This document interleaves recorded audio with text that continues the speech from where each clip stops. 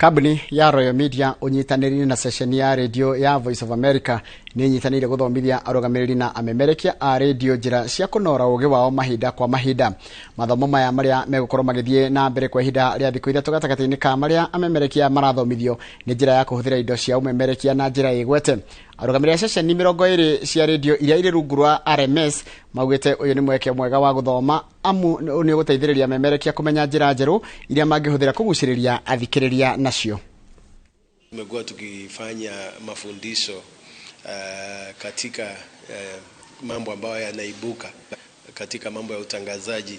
Unajua mwandishi wa habari lazima mara nyingi awe wanakumbushana yale mambo ambayo yanafanyika katika sekta ya utangazaji.